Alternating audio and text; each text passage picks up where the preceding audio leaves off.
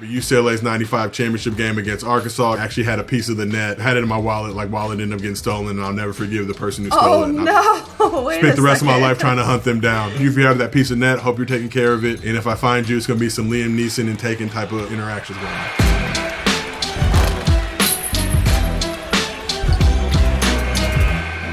What's up, you guys? I'm Rachel DeMita, and welcome to the Courtside Club. Today, I'm joined by producer, host of No Chill with Gilbert Arenas, and the king of NBA Twitter, Josiah Johnson.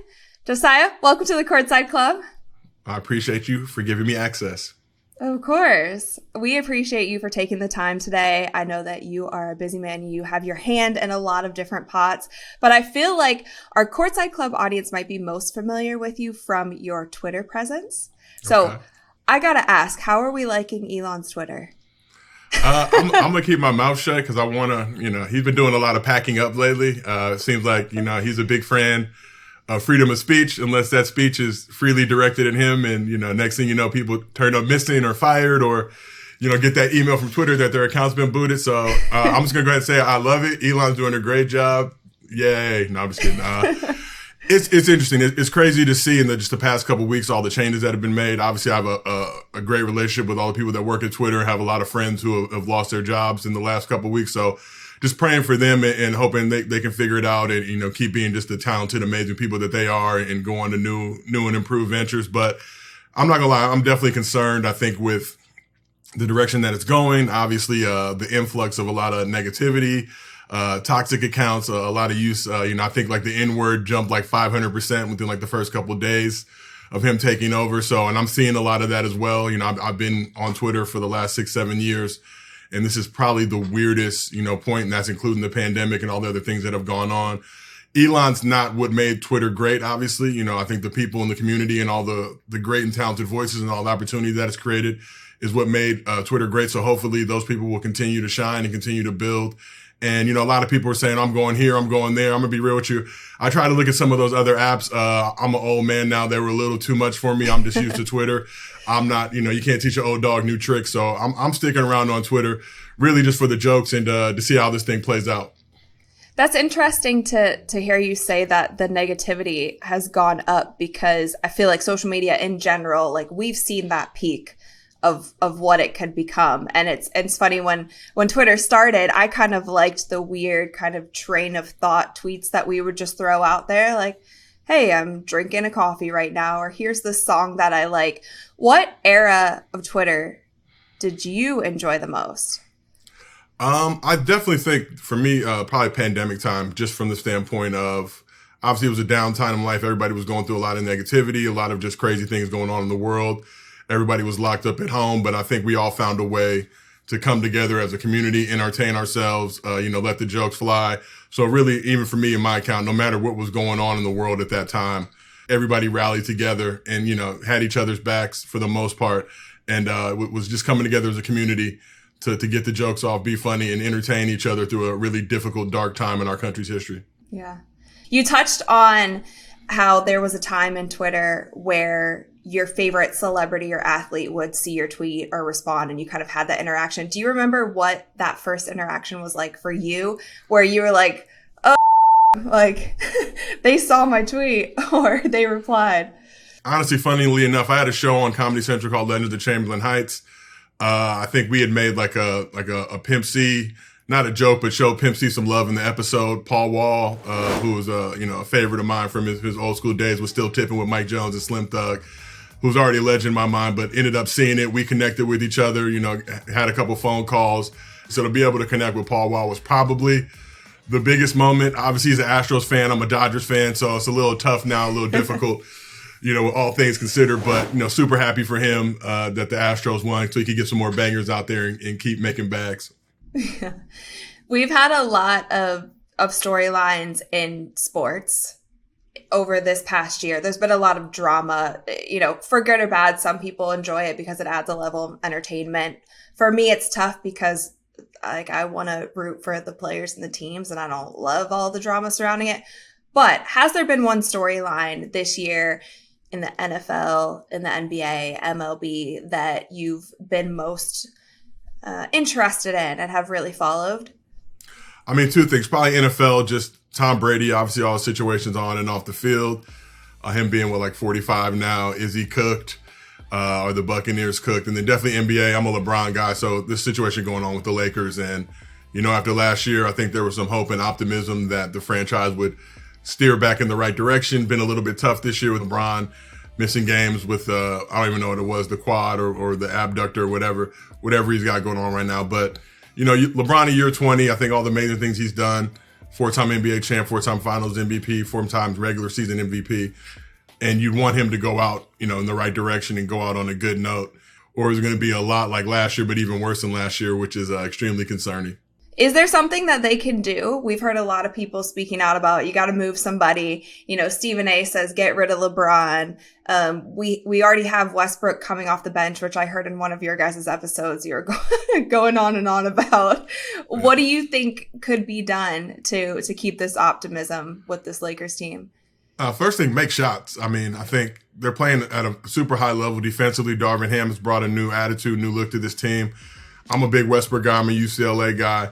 Not necessarily the biggest fan of him coming off the bench, but also you have to acknowledge that LeBron and Russ on the court together is a little difficult. They're both ball-dominant guards that need to run the offense through them. So I think Russ kind of being that spark now, the sixth man.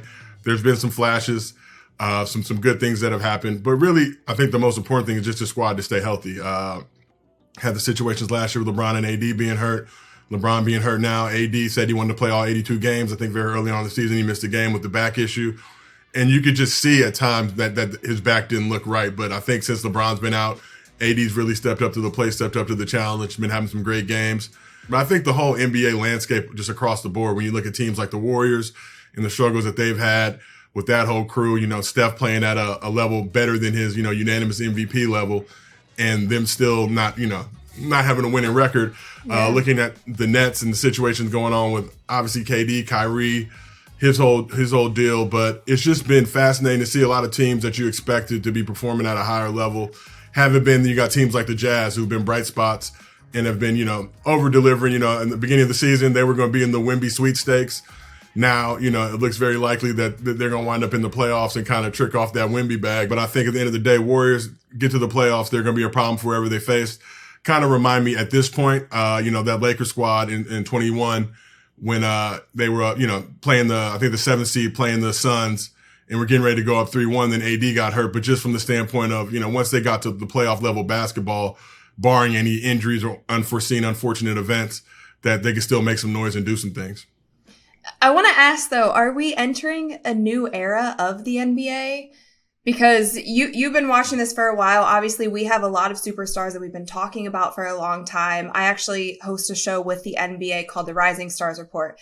So we're following the rookies and sophomores in the league and then the up-and-coming 2023 draft class.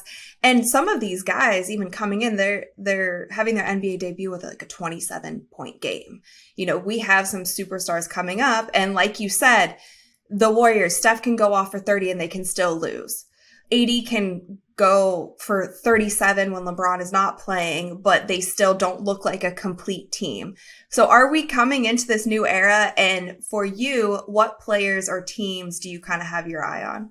It's tough because, again, being as old and washed as I am now, I've seen so many different eras, and it's always crazy. I think about Jordan's era, in the early 2000s when he was with the Wizards, but kind of putting that finality on his career and now paving the way for guys like LeBron, CP3, Durant, to pave the way for guys like Steph and just this new future. But I think when you look around the league, guys like Luka Doncic, guys like Ja Morant, Joker, obviously still doing what he's doing, Giannis, of course.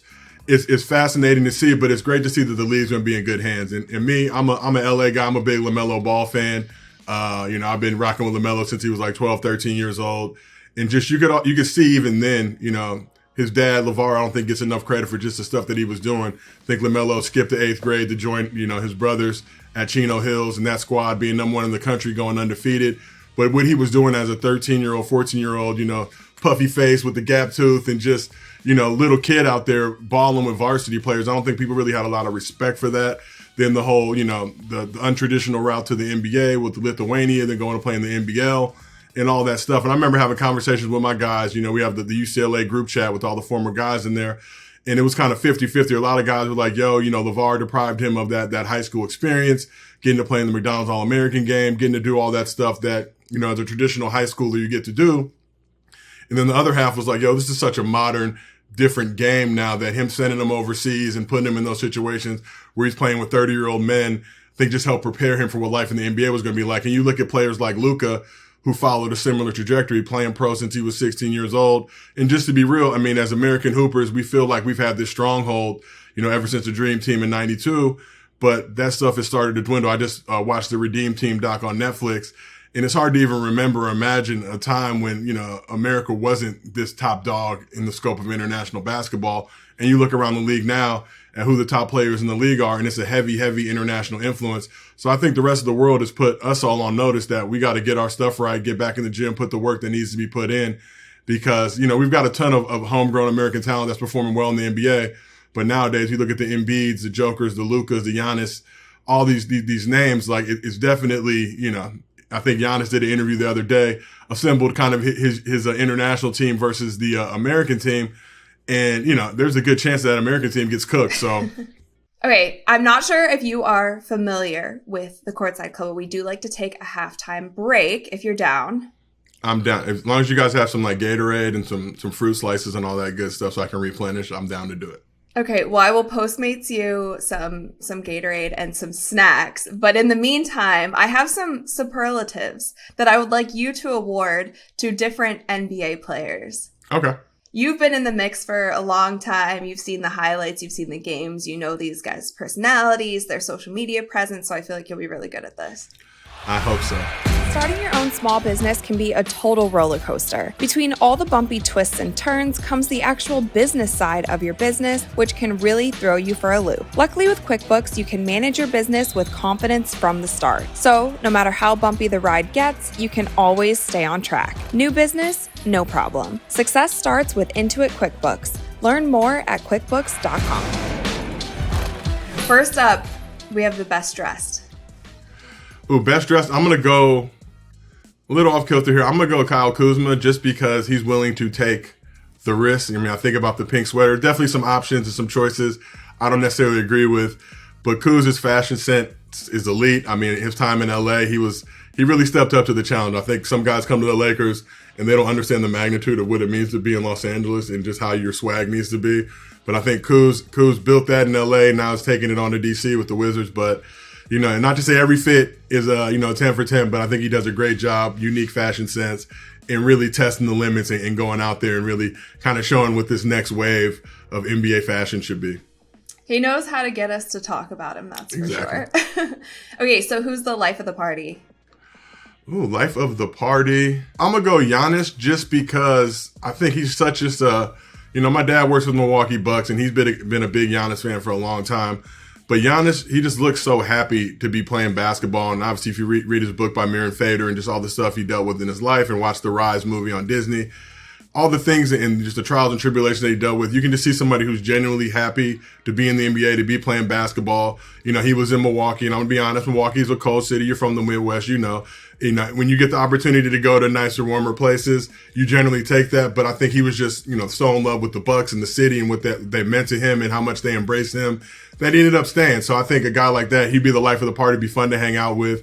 He gets turned up. You saw it after they won the championship, how hard he was going. And his brothers would be a good time too. And I'm sure just the inside jokes they have and, how funny they are. And they, if you're hanging out with them, they'll start speaking Greek and, you won't know what's going on, but, they'll still make you crack up. He's also sneakily good at social media, or at least saying the right things to get those clips. Like, some of those clips are hilarious. I was like, I didn't realize you were this funny.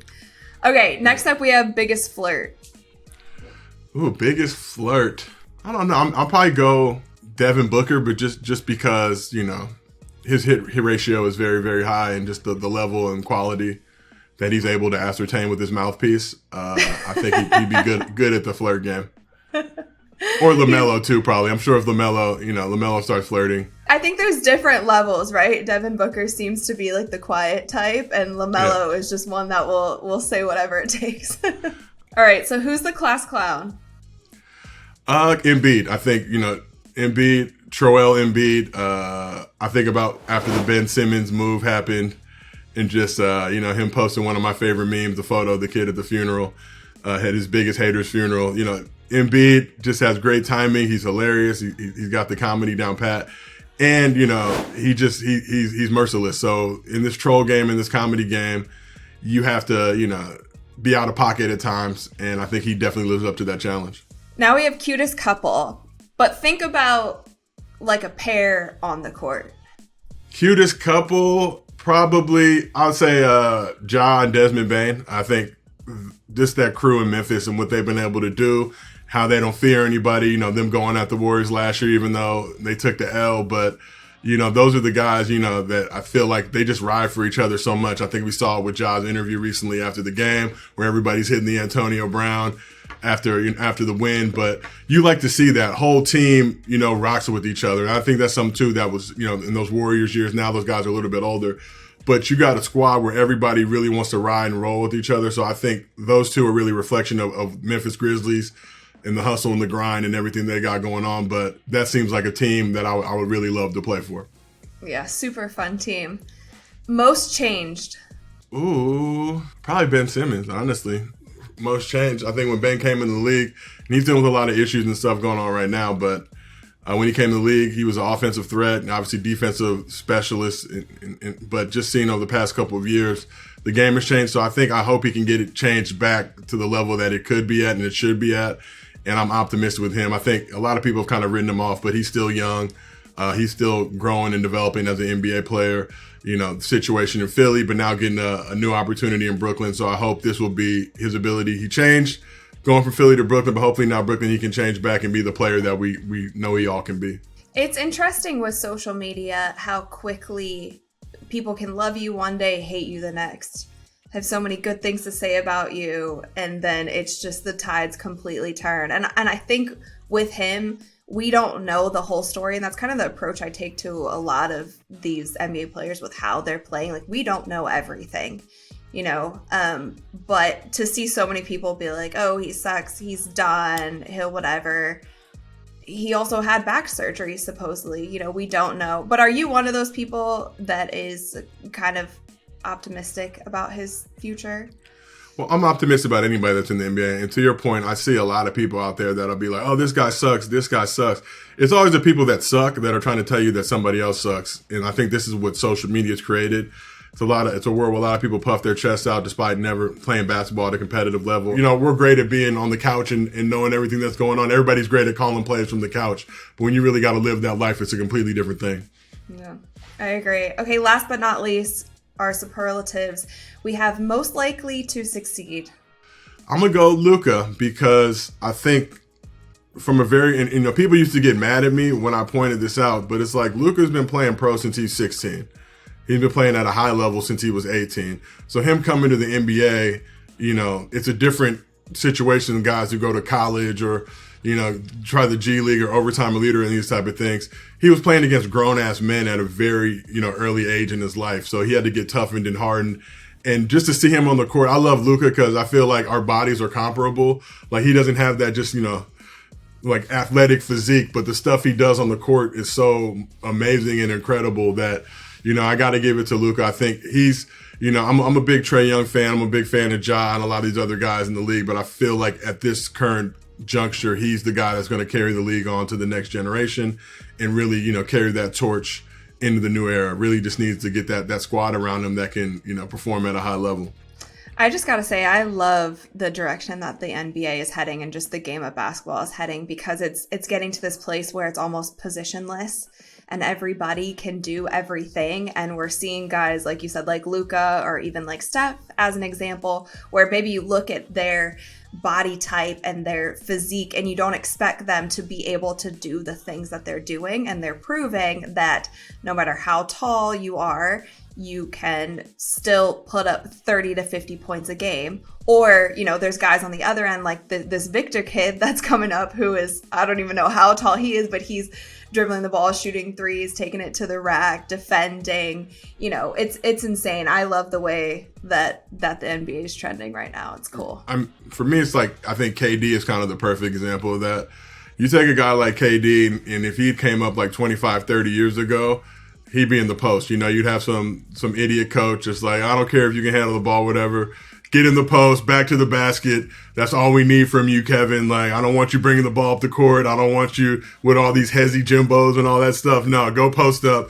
So I think, to your point, just the way that the league is shifting now, and so many guys can do so much stuff. And I think it's just a testament to skill development. So many guys now do all that skill development, skill training. They work on being complete players. So it's really cool to see. All right, it's time for the second half.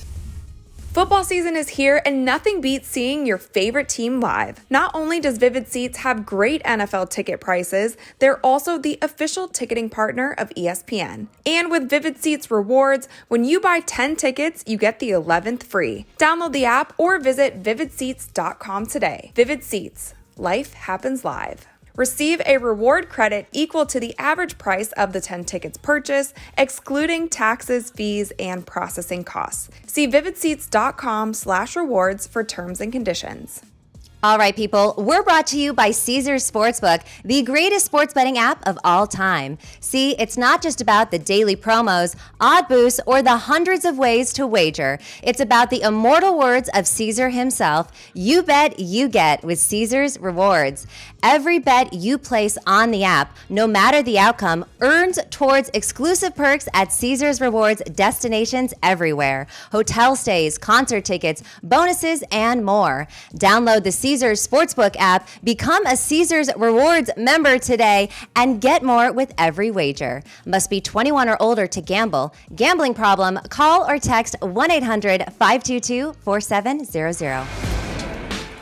You brought it up a little bit. Your dad, Marcus Johnson, obviously played at UCLA and then played professionally. You yourself played at UCLA.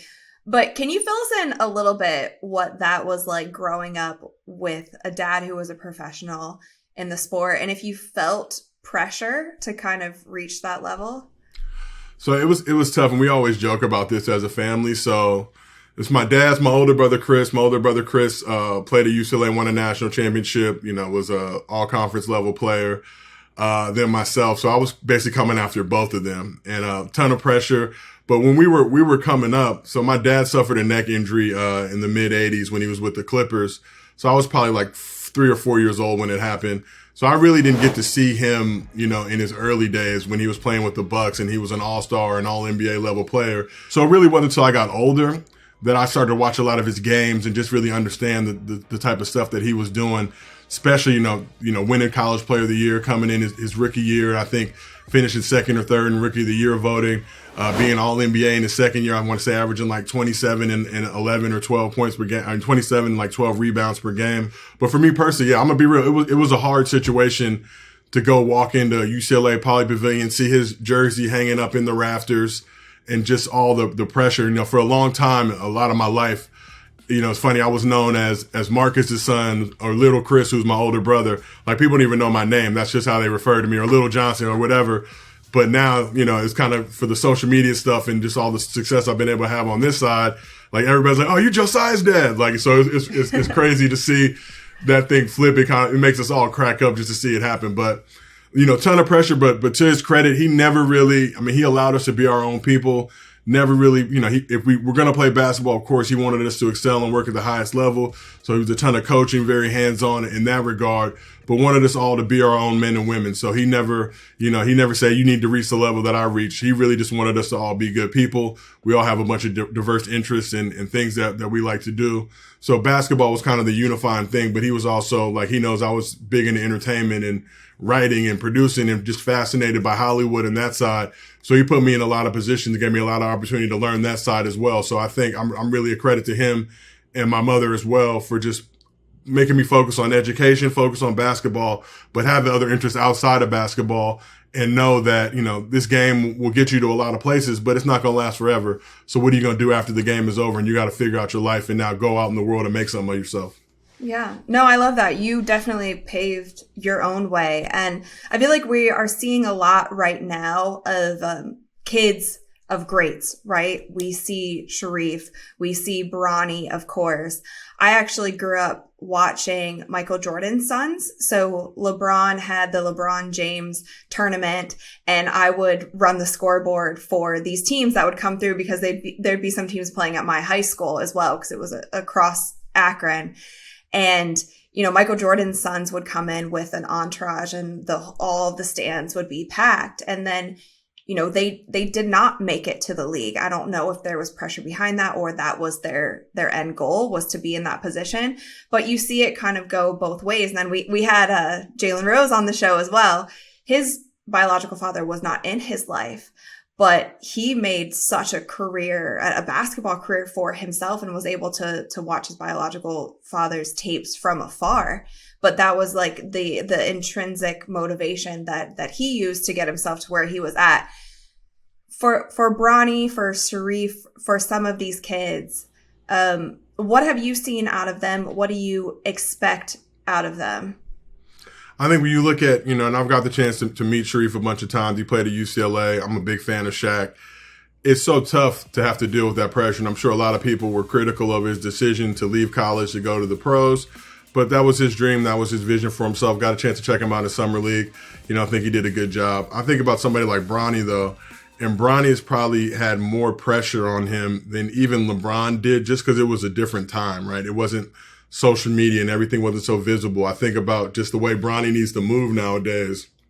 You walk into a gym and it's 1,000 cameras on your every move.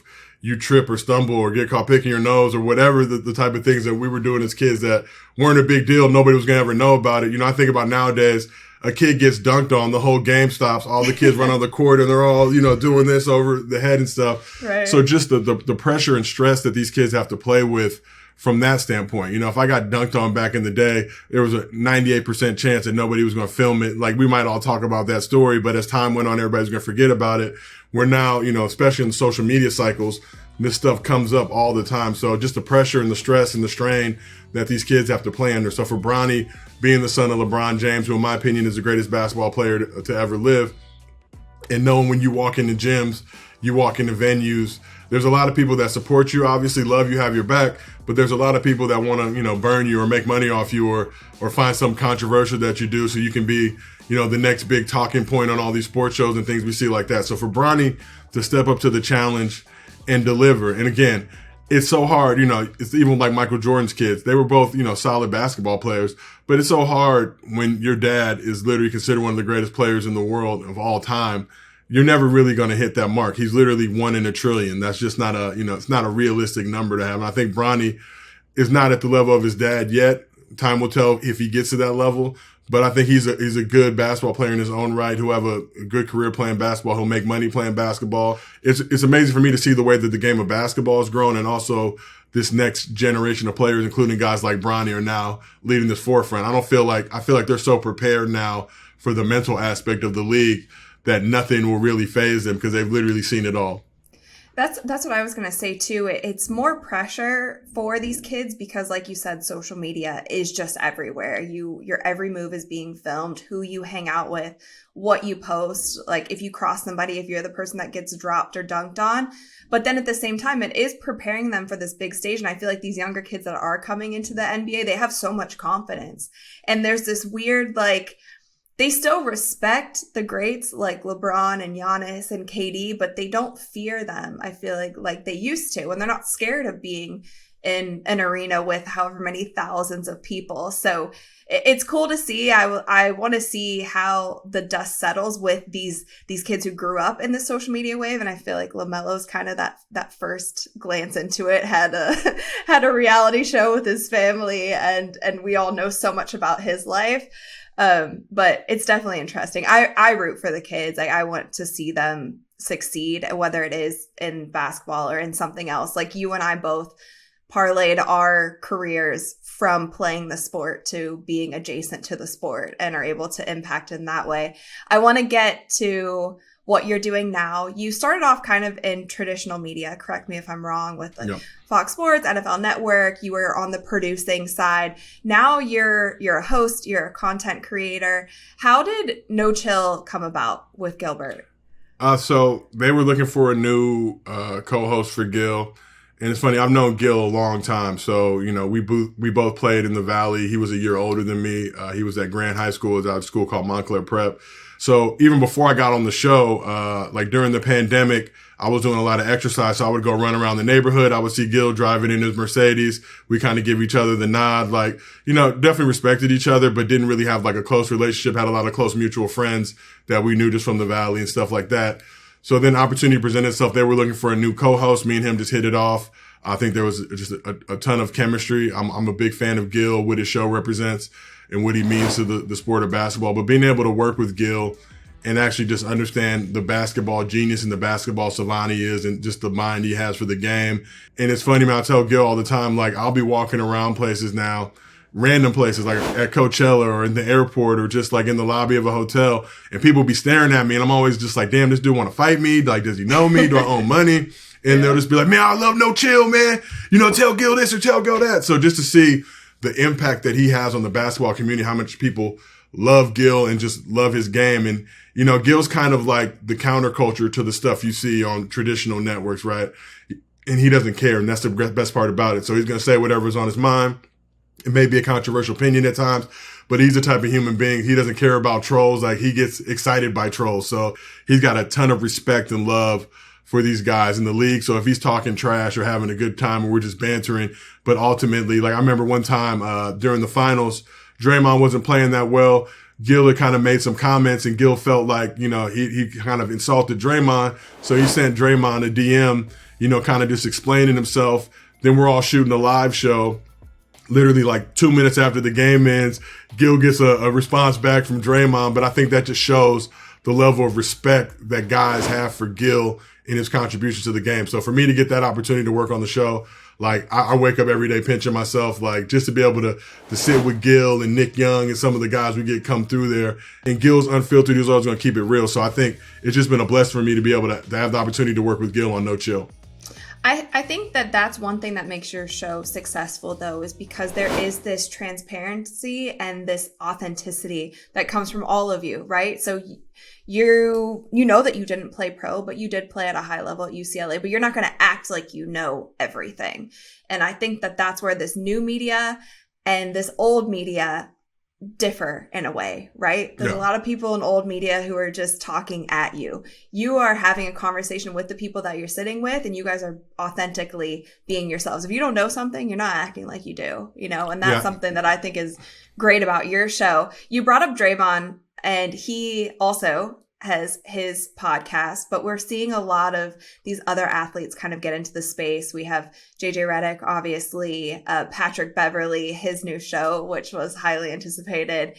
Which athletes are your favorites to listen to, or are you most excited about that they are kind of entering into this space? I mean, I think all the usual suspects. I love Draymond just, again, for the unique perspective.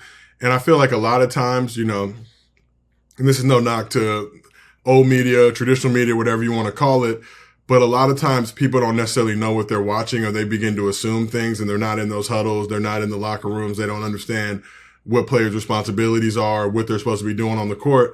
So they ask questions from a perspective that isn't really in the know. And I feel like having guys like Draymond give the ability to be candid, be honest, be upfront. Hey, I've been playing terrible. This is what I need to do to fix it. Or I was shook during this game, or whatever it may be.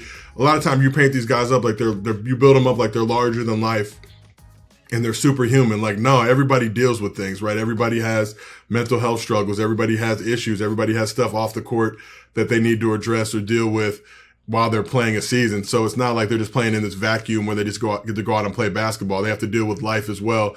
So, I mean, Draymond has done a phenomenal job. I love his pod. I love his perspective. JJ Redick, again, another guy. JJ, straight shooter. I think JJ really, is a whiz at this space and has a very, very bright future.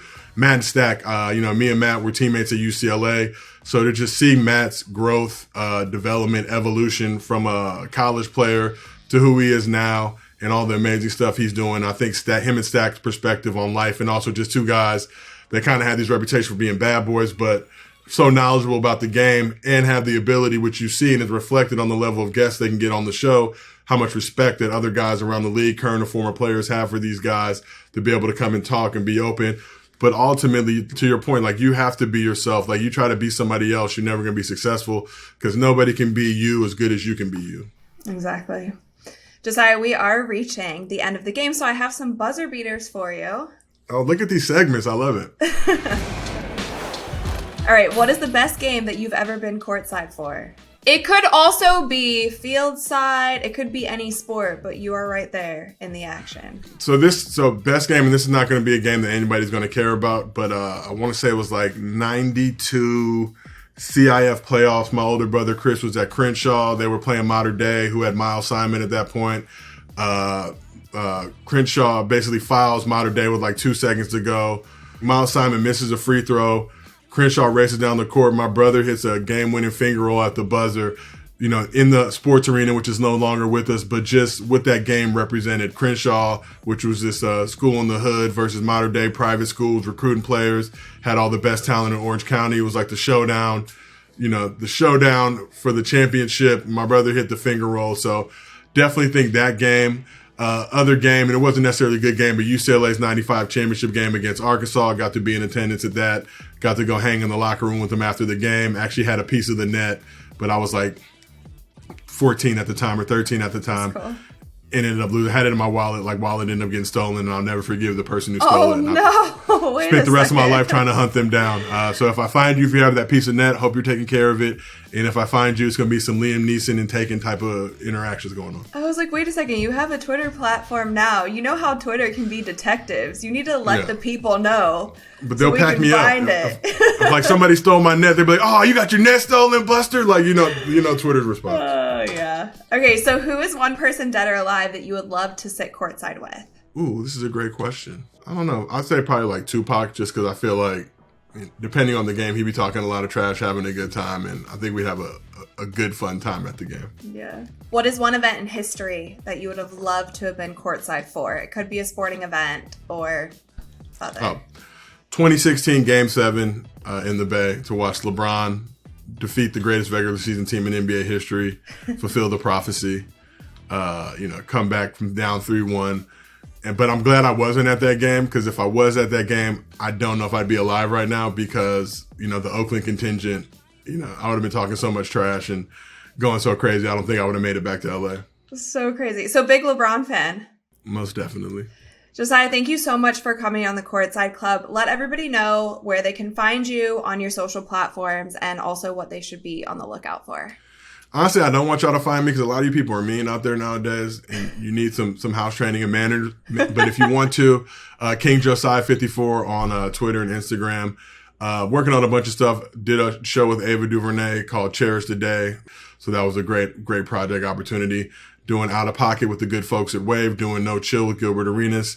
Doing some stuff with Showtime Basketball as well. So catch me on some of their shows and platforms and doing some social stuff for them. And then I got a couple other things in the work, waiting for these bags to really touch down. Me and Gil got a pretty solid announcement coming soon. We got some great stuff in the works. So just be on the lookout for all that. Obviously, I'll be, flooding your timeline with all that information. So I appreciate you. And if you guys have any information about the piece of net in the wallet, let us know. I missed that net. Okay, so my one piece of advice for you would be to use your Twitter followers and activate them to help you find these things. That might be. The power of social media. Anyway, Josiah, thank you so much. Thank you for having me.